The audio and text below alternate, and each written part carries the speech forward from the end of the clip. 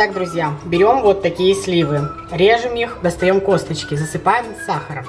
Уже около 20 минут все это дело кипит, можно снять пенку, если она вас смущает. Кто-то мне пишет, что это пектин, что снимать не надо. Ребят, честно говоря, мы все время снимали, поэтому не знаю. Вот, 20 минут прошло, сливы уже готовы, они уже мягенькие. Сейчас можно пробить это блендером или же через сито пропустить, чтобы был такой как мармеладик. Вот эти шкурки все, например, они останутся. Вот, но я сделаю это блендером. Пускай даже шкурки будут, ничего страшного. Итак, друзья, смотрите, ручным блендером я взбила. Вот какое оно получилось. Очень густое и прям супер. Вау. Аромат обалденный. Сейчас, в принципе, можно довести еще до кипения, где-то минут 5-10 покипятить на среднем огне. А можно добавить еще несколько таких вот ароматизированных штучек. Я поделю это варенье на две части. В одну из них добавлю корицу, а во вторую добавлю базилик. Пару листиков базилика, просто для разного аромата. Вы же смотрите, можно оставить так, как есть, и закатывать в стерилизованных банках вместе с стерилизованными крышками. То есть, как обычно, наливаем в баночку, переворачиваем ее на крышечку, накрываем полотенцем и ждем, ну, пока остынет. И потом уже ставим и храним в холодном, прохладном, темном месте. Но еще, кстати, да, насчет лимонной кислоты. Варенье у меня достаточно кислое, потому что слива, она такая, вроде как с сахаром, но кислинка есть. И вы все время спрашиваете, для чего же добавляем лимонную кислоту. Ребят, лимонная кислота – это натуральный консервант, для того, чтобы варенье хранилось, чтобы не засахарилось, чтобы не потеряло свой цвет и так далее. То есть вот можете не добавлять, и тогда увидите разницу. Оно может не храниться и может потерять цвет и быть, вот там, не знаю, начать портиться и так далее. С лимонной кислотой, капельку лимонной кислоты, она не прибавит варенью, даже кислому, кислоты не прибавит. То есть не будет оно такое супер кислое, но будет хорошо храниться. Вот вам и ответ на ваши вопросы под предыдущими рецептами вишневого варенья, там еще каких-то, я уже не помню. Вот, так что да, сюда будем добавлять лимонную кислоту уже перед тем, как практически там 5 минут еще покипятим. В общем, делю варенье на две части. Вот сколько лимонной кислоты я добавляю. Можно немножко больше. Смотрите, у меня здесь совсем чуть-чуть, поэтому маленько.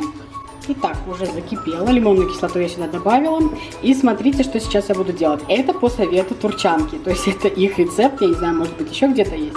Вот у меня листики базилика. Они очень ароматизированные, поэтому не переборщи. То есть чем больше, это не значит лучше. Поэтому я сейчас вот буквально где-то 10 минут, даже 5 минут.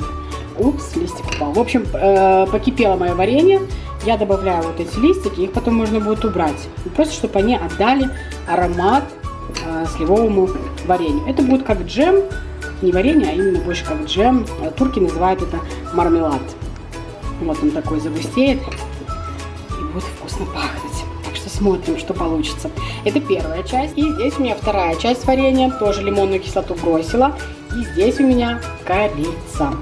Добавляю чуть-чуть совсем, чтобы не было сильного аромата. Буквально немножко, знаете, такой вот загадочный ароматик. Тоже посоветовала турчанка. Так что, девочки, пробуем и посмотрим, что получится.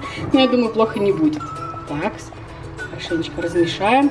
И еще минут 5 где-то, я думаю, можно на среднем огне. Уф, как пахнет вкусно! Слива и корица, вау, блаженно, блаженно, боже мой.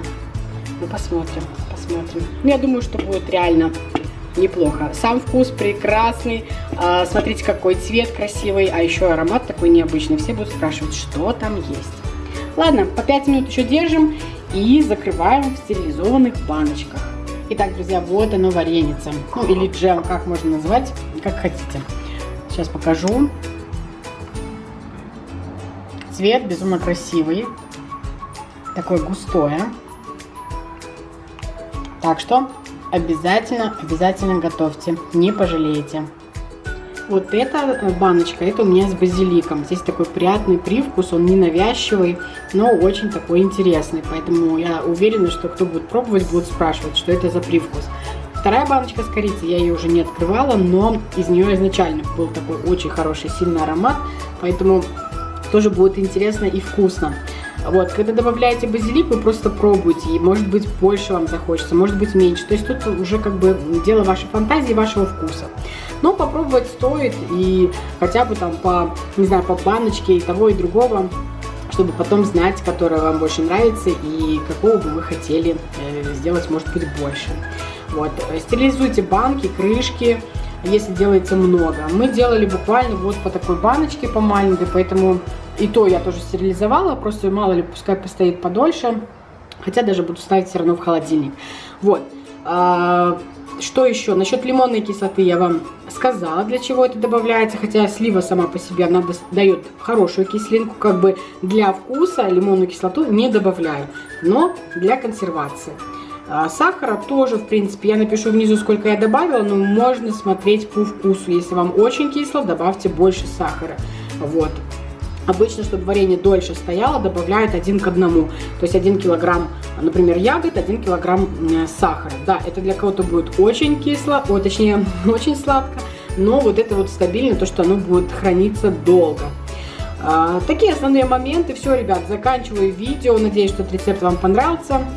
Вы обязательно поставите лайки. Если не подписаны на канал, подписывайтесь, пишите комментарии, задавайте вопросы. Мы с удовольствием будем на них отвечать. Все, приятного аппетита, будьте здоровы и счастливы. Пока-пока.